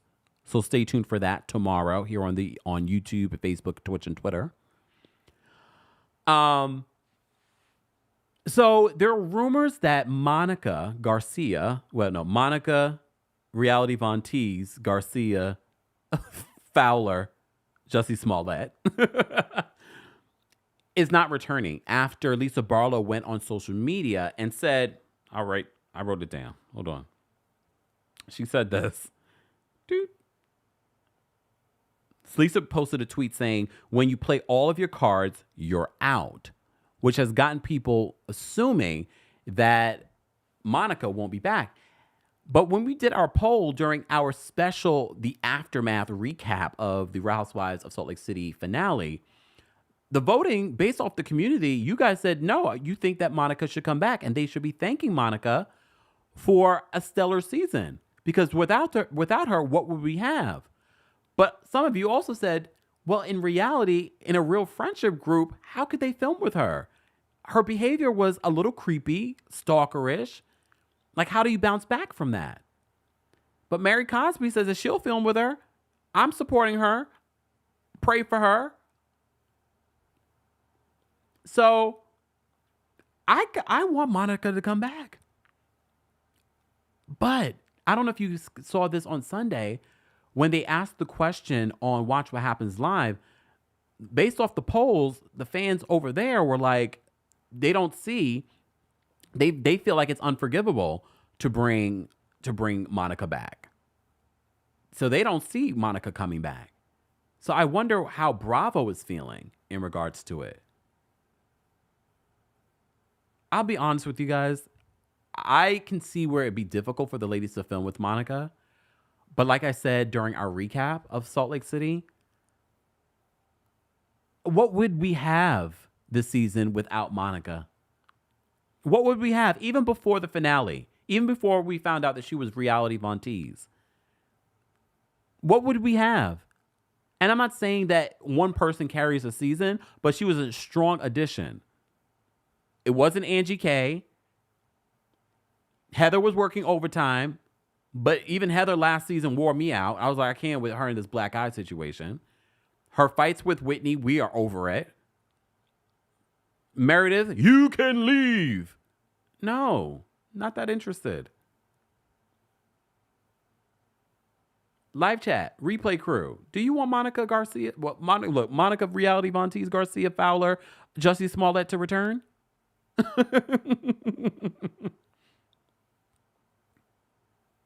Just asking. Receipts, proof, timeline, screenshots, means everything. Those of you that are watching on TikTok, do you want to see Monica Garcia come back? Well, tonight, it's me and you, TikTok. Me and you tonight, we will be watching the Real Housewives of Salt Lake City reunion part 1 together. So be sure to follow me on TikTok if you haven't already. King's Guards, if we can drop the link to our TikTok in the live chat, that would be greatly appreciated. All right. All right. Sidebar. A lot of sidebars because I met her at BravoCon. Rachel Lindsey, you know, the first Black Bachelorette. So while we were away, it was announced by her estranged husband, excuse me, Brian, that they are getting a divorce. He filed for divorce he filed for divorce, and he's asking for child support. No, child support. No, not child support. Spousal support. To be honest with you, I wasn't surprised because I've seen a couple of interviews with Rachel recently, and when she talked about their relationship and how he wasn't really, how he was missing Florida because they moved from Florida, I was like, interesting. So I could already sense that there was something going on. And because he moved, because we had a lot of attorneys in the comment section when we covered this story on Instagram and on TikTok that have said, well, we can see why and why there is a justification for spousal support, because he uprooted his chiropractic work from Florida to where they live now. And she does quite well for herself. But I know a lot of people are like, a man asking for child support. Well, no, child support, spousal support. Well, again, we always have to flip it. If it was the other way around, we wouldn't be saying anything.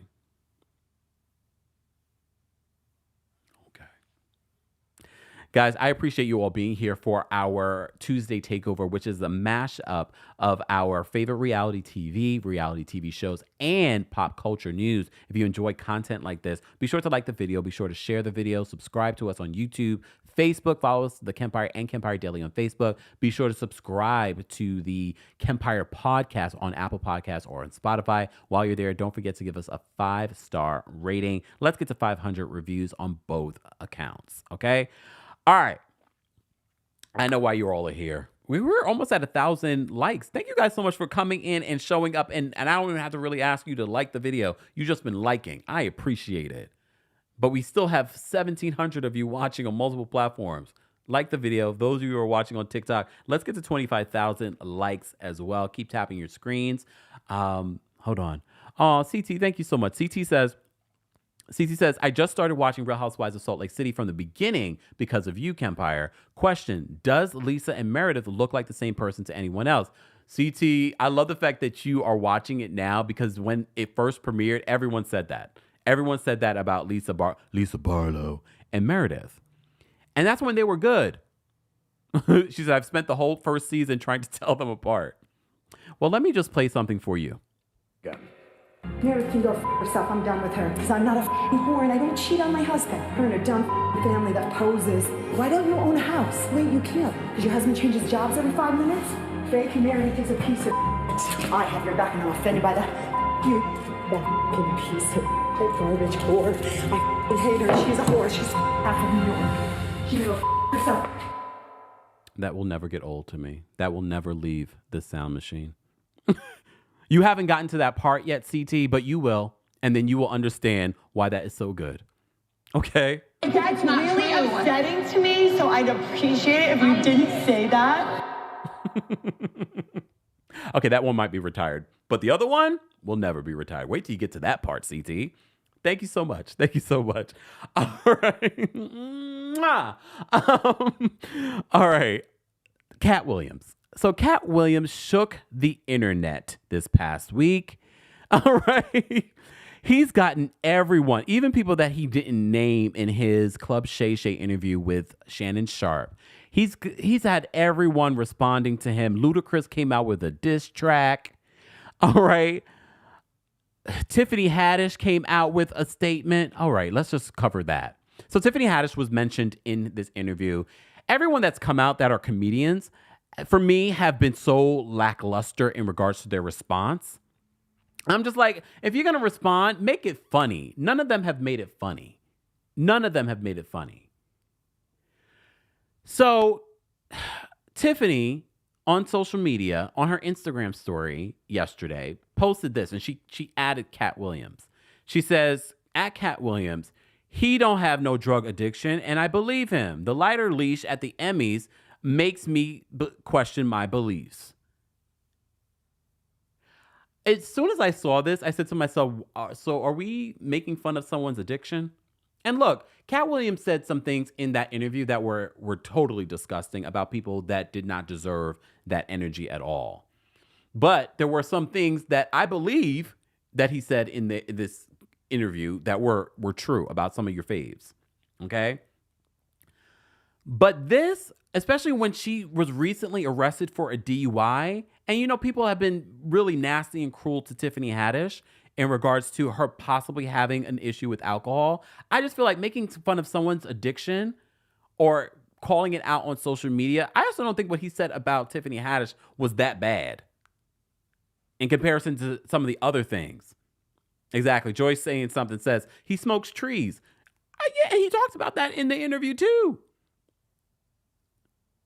For me, this didn't land the way that she thought it was going to land. Which is another reason why people say that you're not funny, Tiffany. I don't think that. I think Tiffany is funny.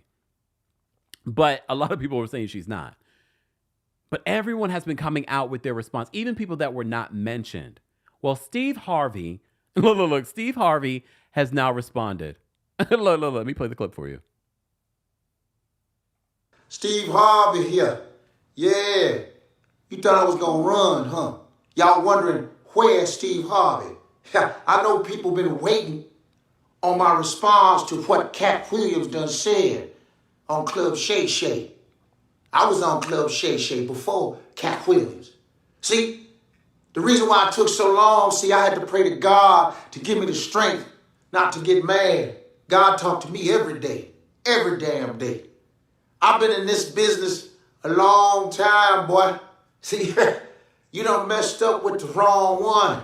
See, you just sitting there talking that bullshit to Shannon Sharp, talking about I couldn't be a movie star. I guess you didn't see You Got Served. Yeah, that there was acting. Huh? Then you gonna say, I took Mark Curtis jokes and stole his show. Boy, you got the nerve to call me Mr. Potato Head. Calling my ass Mr. Potato Head. Yeah. Woo! That was a good one. I ain't gonna lie. That was a good one. But I digress. So what? I wore a wig. Huh? People asking, why did you wear a wig? Where and when did you get the wig? Whatever. But your ass thought that shit was real. Everybody thought my shit was tight. They thought it was a real hairline. Huh? That was not, for those that are listening to this on the podcast or those that are watching behind the scenes on TikTok, that was Godfrey, the comedian Godfrey, in his impersonation of Steve Harvey. Because Steve Harvey he's the only one that has been mentioned that has not spoken out in regards to Katt Williams. But Katt Williams has shook the internet. Kevin Hart is speaking out, Tiffany Haddish, Trick Daddy, Ludacris got a diss track. So many people are speaking out after this interview. At the time of this recording, hold on, let me go to the interview. Hold on, let me go back to the interview because I need to know the updated view count of this interview. Hold on. At the time of, it's less than a week later, Katt Williams' interview on Club Shay with Shannon Sharp is at 38 million views.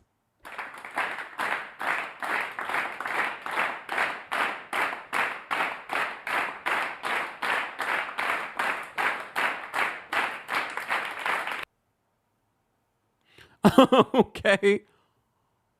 38 million. You wish any of these comedians that he mentioned wishes that an interview with them would get that amount of views in less than a week.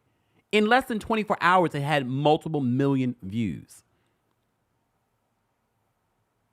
In less than a week. And look, I know a lot of people are saying, well, I hope that interview did something for him because it burned all kind of bridges with Hollywood and people, the elites in Hollywood. He has never run with the elites at this point in his life and his career, and that has not hurt him money-wise. If anything, this just helped promote his new tour. And a lot of people are now going to go see Katt Williams just based off of this interview. And people that probably wouldn't have gotten a ticket before, they're like, you know what, this man is hella funny. Look, he's actually funny. And you know, in that interview, he called out a lot of people, including Cedric the Entertainer and Steve Harvey for stealing jokes. And there was one particular joke that I saw on social media that they showed video proof of Katt Williams telling this joke and then Steve Harvey telling the joke later. And I have to tell you, in watching both clips, the delivery that Katt gives is a lot more funnier than Steve Harvey's version of it. All right? This is a great question. Joe Mendoza says, how does 38 million views translate to money for Club Shay Shay for the YouTube channel? Well, here's the thing. If the video wasn't flagged with limited ads, meaning that the ad revenue, you're not going to get a lot of ad revenue from it, it could potentially make a decent amount of money. Even if it has limited ads, you can make a little bit of money off of it. But I'm thinking based off of everything that Katt Williams said in this interview, it probably does have limited ads. If it didn't, it would be a lot of money. It would be a lot of money in ad revenue. But like I said, in regards for Katt Williams and what he's potentially going to make from a tour on this, priceless. He's going to be rich. And he's been rich. So many people are coming out with stories on how Katt Williams has supported their career, but also has just randomly gives people money. He paid for Melba Moore's Hollywood Walk of Fame, which was like $75,000. He paid for it. He probably doesn't even like know Melba Moore like that, meaning like they're not friends that I know of. But he does that. And recently on the Sherry Shepherd show, she talks about that as well. Let me play that clip. You know, this is another thing that a lot of people don't know about you, Katt. You are one of the most generous people that I know. No, you are. No. So we're not even going to argue about that because you will send people money, they don't even expect it. You know, well, I'm not talking about the ones who do it, but I'm talking about the ones that like, they're going through a hard time and you've given them places to live, you send them money, you've gotten them homes, you've given people cars who need it. You don't blast it out. Look, where does this generosity come from? I don't want to sound facetious, but it's not really generosity. I appreciate a formula, and I understand formulas, and I understand that if something works, you keep working it. And so I learned early on that the universe has a banking system, and that it is imperative that you put deposits in on a regular basis. To me, when I saw this on Instagram, I was like, you know what? That's deep. That's deep. That's deep. And he's been doing this for years. I've heard stories about him doing this for years, of just randomly sending people to give cash to other comedians and things like that. So all those stories are coming out now in regards to some of the people that have experienced this with Katt Williams. NYC MP, thank you so much for the super chat. NYC MP says, watch twice and laugh both times. Okay? Thank you so much for the super chat. We appreciate the support. Philly John, thank you for the reminder. This was another story that came out as well recently that Tori Hart, Kevin Hart's ex and baby's mama, all right, is joining Katt Williams' tour. Damn. Because here's the thing. Kevin Hart came out with his response, and that response fell flat too. At least if you guys are going to respond, make it funny. None of them have made it funny. Because even with Katt coming at them with some harsh truths, he also made it funny. Do I believe everything that Katt said in this interview as true? No. But I think that's also intentional. He also said that he read how many books? How many books in a year when he was like, how old? Like, I don't believe that. I don't believe that. Do I think that he's a genius in his own right? I do. And I think he also gets it when it comes to universal laws, like the clip that I just showed you. All right, Katt, we see you. Come on now.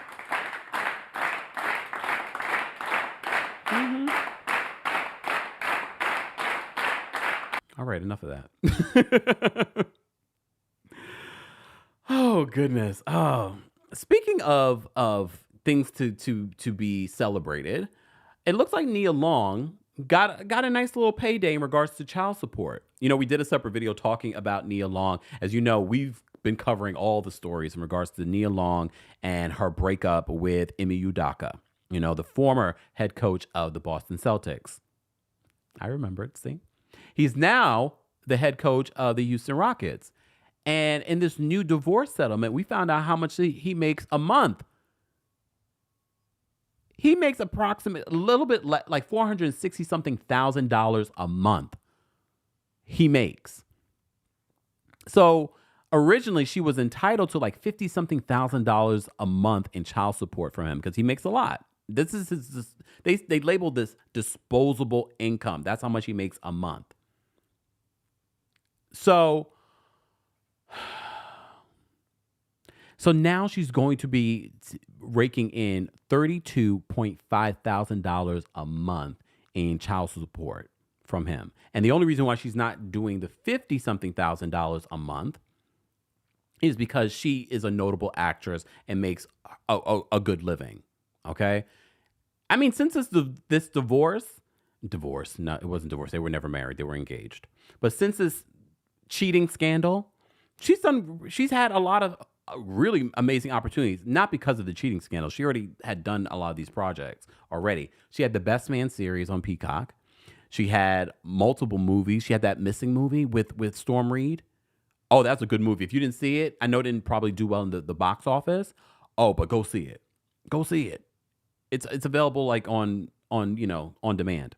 It was really good. She had that movie with Eddie Murphy. Like, she's been booked and busy.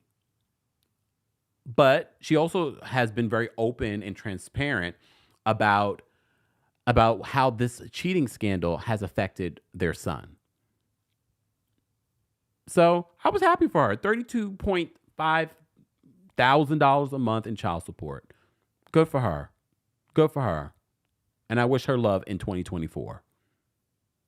And I wish him dust. I wish him dust, because the way he did her with the staffer. But damn, he makes a lot of money. Makes a lot of money. Koale, thank you so much for the reminder. You know, because we're trying to catch up on all the things that we missed during the holidays. Koale says the Epstein list wasn't all that, period. Obviously, there are people on the list that went to the island that weren't guilty of doing things, didn't show us anything real.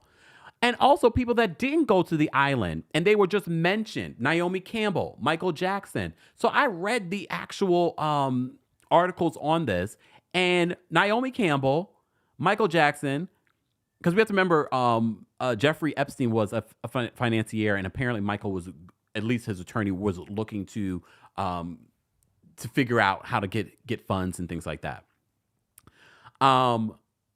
At least the people that were mentioned, because they're notable people, I was sort of like, okay, so what exactly here did they actually do? At least the black ones. Look, the black ones. Bill Clinton, there's some smoke with Bill Clinton. There's definitely some smoke with Prince Andrew. So while y'all worried about Meghan Markle, y'all need to be worried about Prince Andrew over there. Yeah, but the Epstein list didn't hit the way that we thought that it was going to hit. But there's still more that we don't know. There's still more that hasn't been released. Stay tuned. Exactly. Lady J says there's another list. There's also fake lists that are out there too. That's to be noted. But we'll look, once we find out more. No, Michael Jackson did not go to the island. That was clear. Michael Jackson never went to the island. But he went to, I think it was one of Jeffrey Epstein's houses, but not to the island. Even Al Gore's on the list.